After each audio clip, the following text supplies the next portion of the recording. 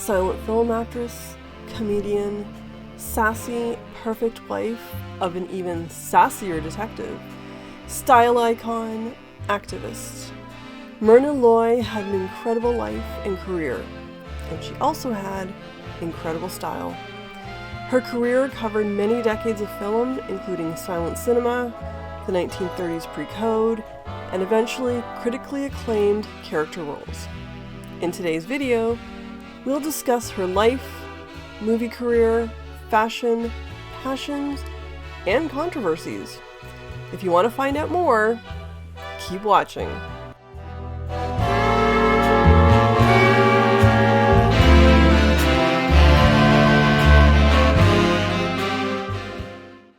Hello and welcome to Killer Kitsch Lizzie, my weird little world where I like to knit and sew and do other crafty things. And today we're going to talk about probably one of my all-time favorite actresses. I know I keep saying this about other actresses, but Myrna Loy is definitely she's everything to me.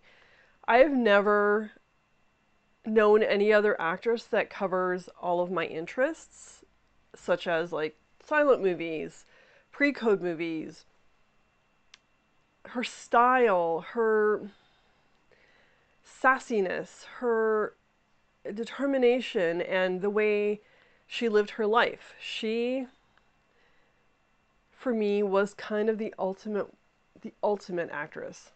And all of her style from the 20s to the 50s, those are all my favorite decades. And even as she got older, in her 80s and whatnot, she was super stylish. She was an incredibly stylish woman. And to boot, apparently, she was a super nice person. Anyone that ever interviewed her, fans that met her, people that worked with her, all thought she was such a lovely person. That being said, lovely does not mean that you could walk all over her. She was fierce. She stood up for what she believed in, and she had very strong beliefs, and when challenged or backed into a corner, she would come out with her dukes up. The studio, unfortunately, did try to take advantage of this, but she never backed down. But we'll get to that in a moment. For me, Myrna Loy was the epitome of everything I like about the 1920s and the 1930s. She was more than just an image on the screen. She just embodied so much. But we are going to talk about a lot of that in this video. I just think that, for me, she was the perfect actress. So who exactly was this creature, this lovely creature that I'm going on about? Myrna Loy, believe it or not, when you see her, you know, she oozes like everything that Hollywood at that time was about, but she wasn't born there. She was from a small town in Montana, Helena, Montana. And it was her and her brother and her parents. Pretty typical upbringing. Her father at one point, he was into politics, and so there was a bit of that in her life, and that's kind of where a lot of her political beliefs come from as well, like her views and her desire to know more about politics. But yeah, she had a pretty typical upbringing, and then unfortunately, tragedy led to her path to Hollywood, let's say. So she was born in 1905, and originally her name was Myrna Adele Williams. And later on she changed it to Loy. It was suggested that she do that because Williams was a very typical name, and a lot of actors did that actually. So they would either change their first name, their last name, or all of their name in order to stick out a little bit more, because you didn't want a whole bunch of Myrna Williams because it would be sort of hard to differentiate between who you were versus another actress with that name. So And sometimes they just wanted a name that had a little more punch to it. And Myrna Loy had a lot of punch to that name. But back a little bit to the how she got to California. In the winter of 1912, her mother became seriously ill with pneumonia. And unfortunately, the climate in Montana was not helping her lungs and or her overall health or even just to get better. So they moved to the warmer climate of California. And that warmer climate did help her get better.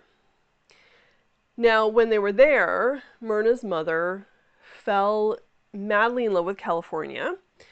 She felt it was an absolutely beautiful state. At that point, there was rumors of a lot of the production companies that were in the East Coast were going to move to the West Coast just because they could shoot all year long.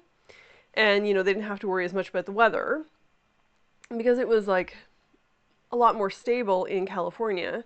Less rain, more sun. It was easier to be able to shoot outside, that kind of thing, right? And now her father, and I'm sorry, mismentioning this, they grew up on a ranch, right? So her father was also a rancher.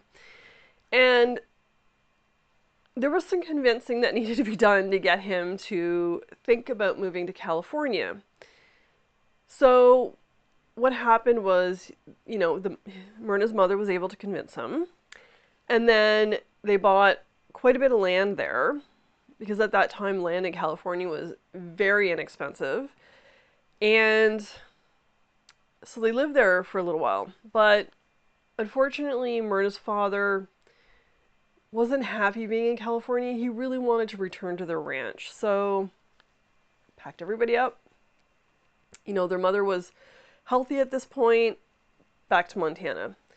However, before they did,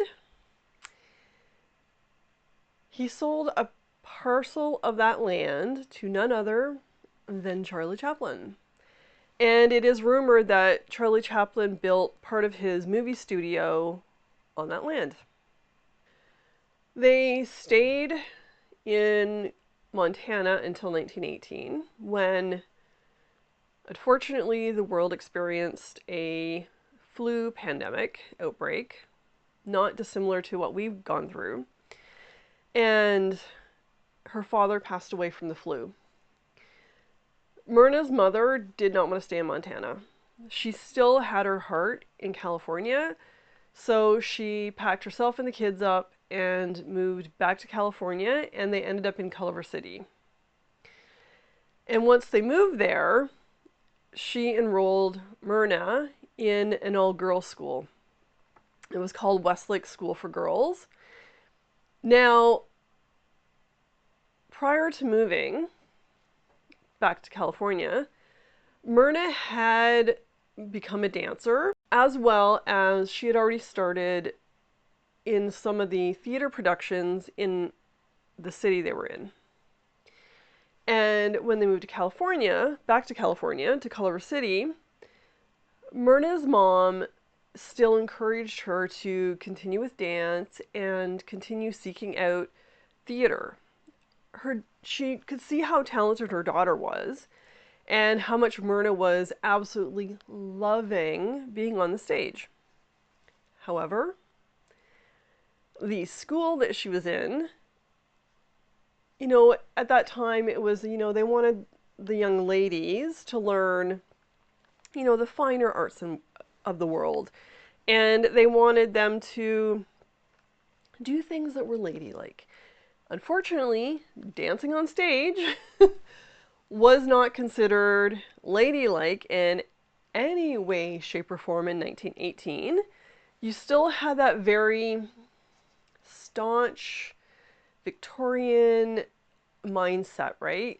Yeah, we had the suffragette movement, fighting really hard for women's rights, for the right to vote.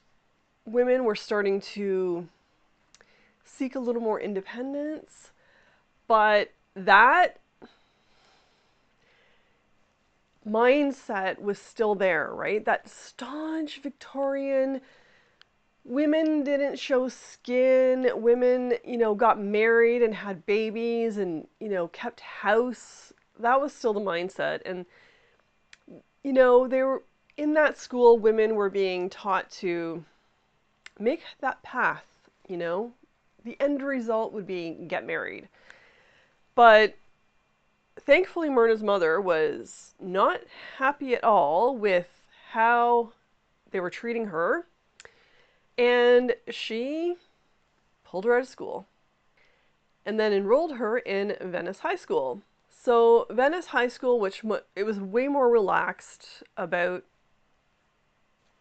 how they treated the young ladies. It was a regular high school. And yeah, so Myrna continued dance. She continued being on stage. And at this point, she was 15 and she was, in many, many local productions at this point. Now, her being a dancer led to her being discovered by Rudolph Valentino and Natacha Rambovo. I'm looking down at my notes. I have to look down every once in a while. Yeah, so they discovered her. And that is how she got her break into movies.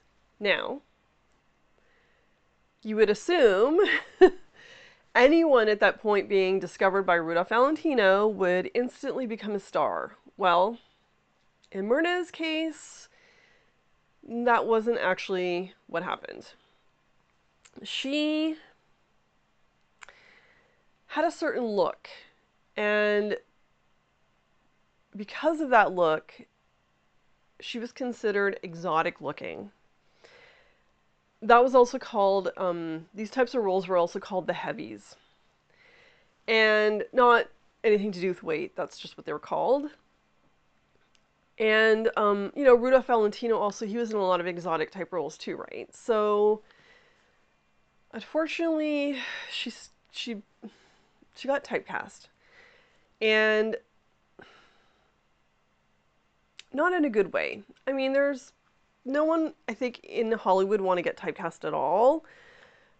But at that time, it was regular practice in Hollywood to hire white actors to play Asian roles.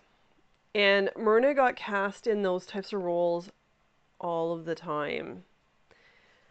And she could not break out of that. She got stuck in that. She just got stuck there. And at the time, she was working for Warner Studios, and and also at that time, actresses were stuck in the studio system. And in the studio system, you had to take the roles you were given. Like, you didn't have an option, because if you didn't take the roles, and that included, working for that studio, or being lent out to other studios, or later on, being cast to be in radio plays, again, later on television, before the studio system went out. But yeah, the case was, if you didn't take these roles, you could either be put on hold. There is another term for it, I can't remember what it is right now. Like benched, basically, and you might not work again, or it might just end your career. So at that time, she was a lot more shy. She's starting out, right? So she was a lot more shy about speaking out. And the studio continued to put her into these roles. Then, eventually, Irving Thalberg noticed her. And he was the head of MGM at the time. And he saw a lot of potential in her, right? So he coaxed her to leave Warner and move to MGM. And in the beginning, though, when she was at MGM, they were still trying to stick her into those roles. But at this point, she was sick of it. She was done. She didn't want to play these roles anymore. So she started speaking out finally, and she started asking for different types of roles. And thankfully, Thalberg listened to her. And he noticed that she had this potential to be a really great actress. She was very talented. So he started putting her into other roles, and eventually she got cast in Thin Man movies. So prior to that, she'd already worked with William Powell, and they'd always had that chemistry on screen and off screen. They were great friends. And that helped her, that was one of the things that helped her get the role in The Thin Man. And that movie, and then eventually series of movies, helped launch her career. Because of that, she also became one of the most popular actresses in the 1930s. And going back to what I was saying about, you know, how she was well liked and well loved, and she was such a lovely person, her co-stars absolutely loved her. They loved her so much that they worked with her continuously. William Powell is an example. They did, well, in a total, they did 14 movies together. The last movie, she had a bit part, but I think it got cut. Or she didn't get credited, I think. But they did 13 movies together. 13! And there was a few other actors that she worked with quite often. Clark Gable was another one. Spencer Tracy and Jean Harlow. And also, there was a connection between William Powell and Jean Harlow as well. They were a couple. And speaking of, she got typecast again. After all that work to move away from being typecast, Myrna got typecast again. Because of Nick and Nora Charles, a lot of men visualized her as what they thought was the perfect wife. And of course, the studio saw this and realized a huge part of her popularity at the time was because of that. So for the next several movies, she played the perfect housewife. You know, it kept her working, it kept her popular. But I get it. You know, there are actors that want to branch out and do other things, right? They don't want to get stuck in the same type of role over and over again. But there are other actors that love it. They will do that role their entire life because they do it well. It's a guaranteed job. But in her case, she really didn't want to keep doing it, but she did. She also loved working with the people she was working with. So one of the things that did happen during her career, which was unfortunate, was she never was really nominated for any major prizes, especially the Academy Awards. A lot of her co-stars were, some of the movies she was in got nominated and won, but she was never nominated. And at one point there was a outcry from fans. You know, they did write-ins, like letter writing and stuff like that, trying to get her to be nominated, but unfortunately it never happened.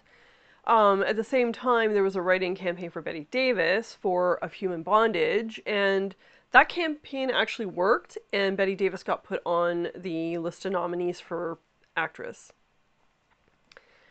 Now, in 1991, Myrna Loy was actually given an honorary Oscar, but I mean... Some actresses take us by storm. Some, like the lady we pay tribute to with an honorary Oscar, steal quietly into our hearts. Myrna Loy had a sweet way with a sharp line, and she could communicate more with a delicately raised eyebrow than most performers can with a raised voice. Her act here from her apartment in New York is Miss Loy. Congratulations, Myrna.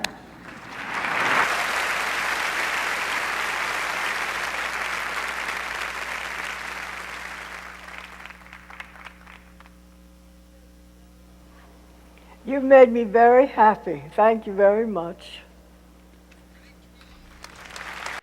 And one of the reasons that Academy Awards didn't, make it to her, not just her, other actors that were considered comedic actors, was Hollywood tended to only nominate people in roles that were dramatic, or dramatic type movies, right? They just didn't, I don't know why, they just didn't nominate anyone that was in a comic role. And it's unfortunate because, and as you'll see, people like Tom Hanks, as an example, his original roles were comedic, right? And again, going back to the dramatic thing, when he started doing dramatic roles, that's when he got nominated. And the thing with comedic roles is they're a lot of work. You have to have a great chemistry with your fellow co-stars. You have to have amazing timing. Comedy roles are not just laughing on screen. I mean, you got to be a good actor to pull it off, right? So, yeah, I really think she should have won something. Now, in my intro, I mentioned that I was going to talk about some controversies surrounding Myrna. And there was a couple. Some were not huge, but they were still considered controversies at the time. So I'm going to be looking more at my notes for this because I want to read them in full. So in 1934, at a screening of Manhattan Melodrama, which, by the way, if you can see it, see it. Actually, watch all of her movies. Also starring Clark Gable and William Powell, gangster John Dillinger was shot to death after he left the screening. The movie was being shown at the Biograph Theater in Chicago. Apparently, it was publicly known that Myrna Loy was his ultimate favorite actress. The incident at that time received widespread publicity in the newspapers and other media, and of course, the reason they did was he was a very, very famous gangster.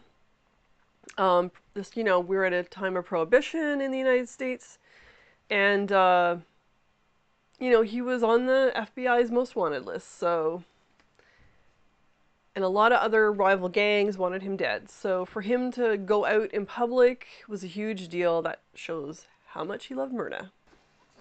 So this one might not seem so controversial, but again, at the time, it was.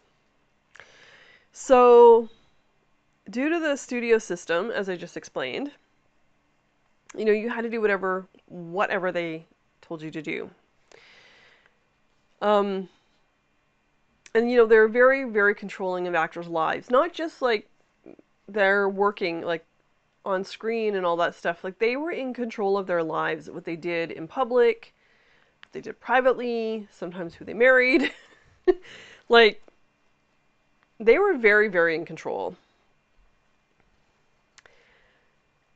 So when World War II broke out, Myrna took a break from acting to donate her time to the Red Cross.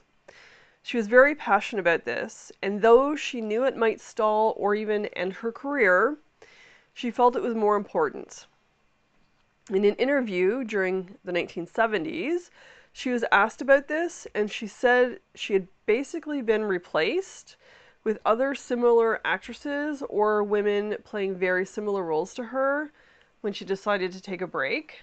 And she knew that when she came back after the war that she was going to have some difficult times getting back into popularity, back into the movie roles, back into the favor of the studios, but it didn't matter to her. She wanted to do what she could do for the war effort. So also, at one point, and this was a big no-no for female actresses, or any female working in any job at that time, but so she got very fed up with what she was being paid because she knew she was not getting paid anywhere near what her male co-stars were being paid. And she felt that was really unfair because in a lot of her movies, not all of them, but in quite a few of her movies, she was doing all of the heavy lifting. Yet, a co-star who might have had, his name next to hers in the marquee might not have had as much screen time, or, just, again, not doing as much heavy lifting, right? So she requested to get paid better. And the studio kept pushing back and pushing back and pushing back. And then she finally decided, forget this. So she went on almost on strike, let's say. She stopped working. And eventually, because of her popularity, because she was so popular, the studio relented finally. And they paid her what she was asking for, and she started working again. Good for her. I wish there had been more change because of that. Not a fault against her, but I think the studios should have realized, like, you know what, like, we have these talented actresses, like, maybe we should start paying them better and treating them better, but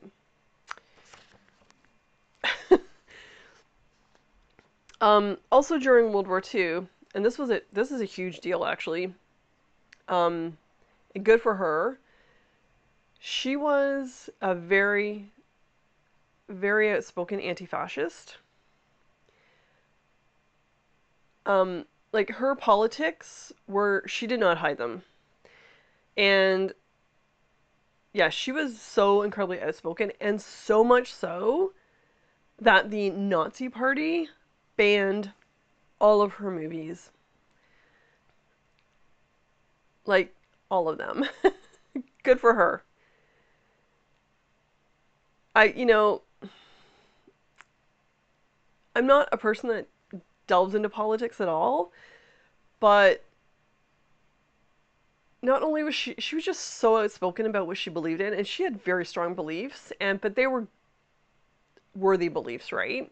And when I found this out, I was like, yes, yes, Myrna. And then, because of that, after the war, in 1947, The Hollywood Reporter wrote an article saying that Myrna Loy was a communist. This was fueled in part by Myrna's very outspoken political beliefs and being anti-fascist. She had also been a very active left-wing in left-wing politics in the 1930s. This was also a time there was a huge communism scare, and that was originally fueled by, well, the 1920s is when it started, really, but the Great Depression really fueled that, when unions were starting to spring up and fighting for workers' rights, like workers' unions, right? And they were just all assumed, because they were fighting for workers' rights, that they were communists when they weren't. And, because of that, she got labeled as being communist. However, she didn't just sit back and take it. She was like, no, no, no, no, no. She sued The Hollywood Reporter for $1 million. $1 million.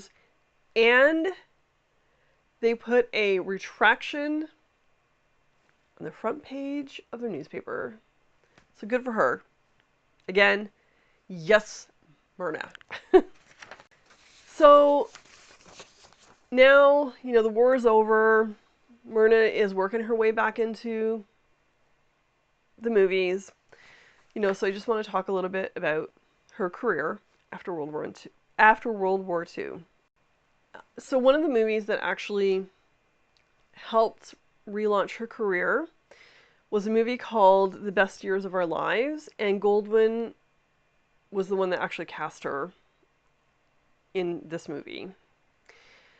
And the movie itself is about 3 World War veterans who return home to the Midwest. 2 are traumatized by the war. 2 are traumatized by the war.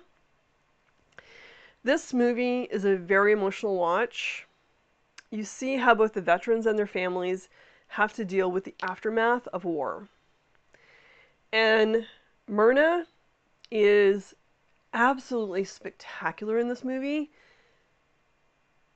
She should have been nominated for an Academy Award. Not only should she have been nominated, she should have won. She's so incredible. Like,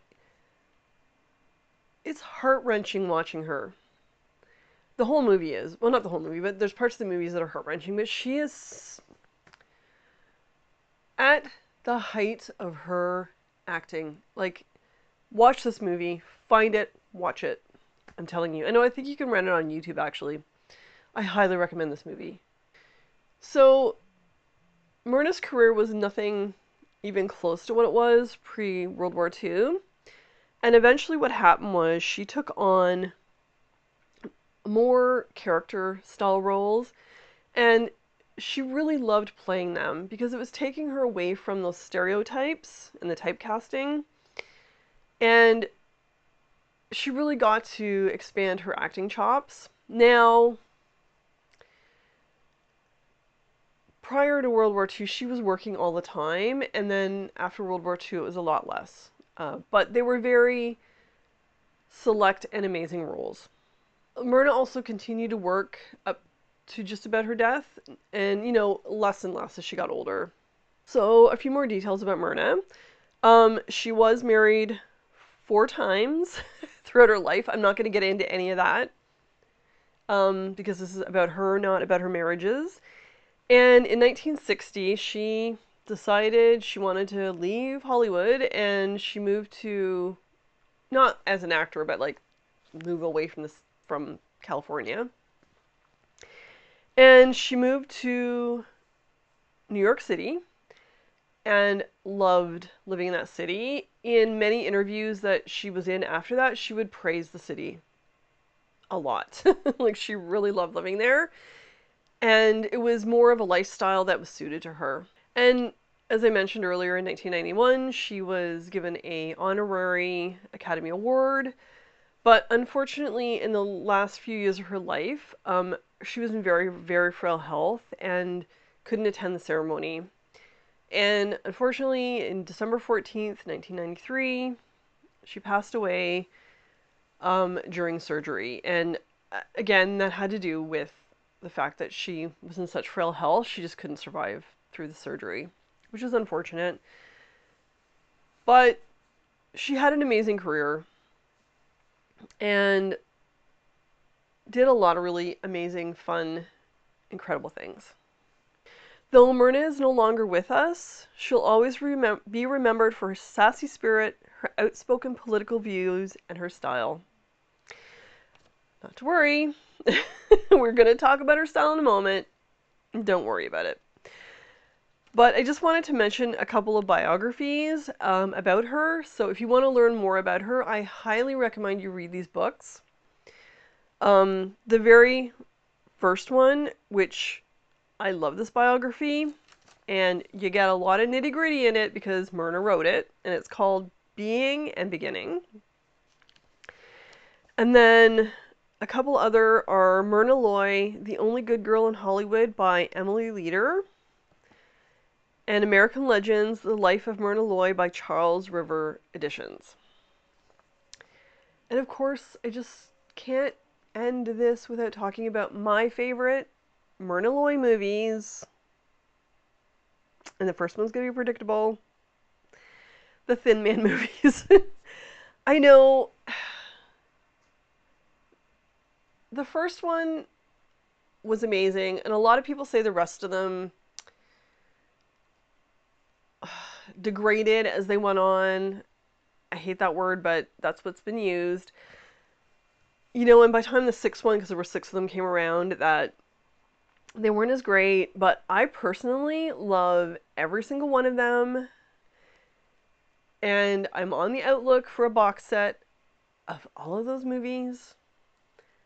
FYI, my birthday's in July for anybody that might want to buy me the box set of all the Thin Man movies. But yeah, I mean, they're a lot of fun.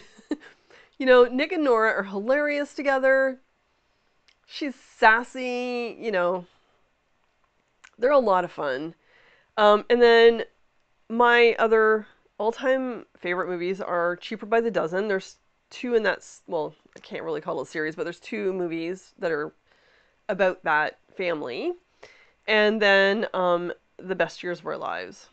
That movie gets me every time I see it. So watch those, but I do highly recommend that you watch her entire body of work, even the ones at the beginning when she's playing the unfortunate exotic roles. Those are silent movies, and I'm a sucker for silent movies. I love my silent movies, but no, to appreciate her as an actress, watch all of her work. You will fall as madly in love with her as me. Also, I am madly in love with this woman as an actress, and from what I've read about her as a person, she was everything. I don't have them right now, handy, because they're kind of stored on the top of a bookshelf, and I don't want to, pull any of them out because I fear that due to my clumsiness, we're going to have a, avalanche of laser discs. But we do have a few laser discs, silent movie laser discs with her in them. And I think I also have some DVDs, compilations, with her in those as well. So yeah, there's stuff out there. There's stuff on YouTube. I think Tubi might even have a few of her movies. So yeah, go hunt them down. Go watch her. As promised, I'm going to end this video with,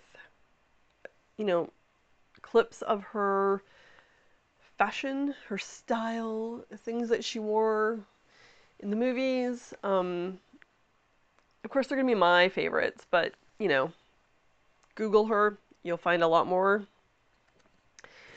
And then just from her early days in cinema, silent film until her later years, she was always incredibly stylish. I've seen a bunch of interviews with her when she's in her 70s and early 80s, and she always looks incredible. Like, always. And it wasn't over the top either. It was very simplistic makeup, but this woman was gorgeous, always. With makeup, without makeup, when she was in her 20s to when she was in her 80s. She's stunning, stunning woman. Without further ado, here is Myrna Loy in all her glory. I hope you enjoy it. I hope you enjoyed this video.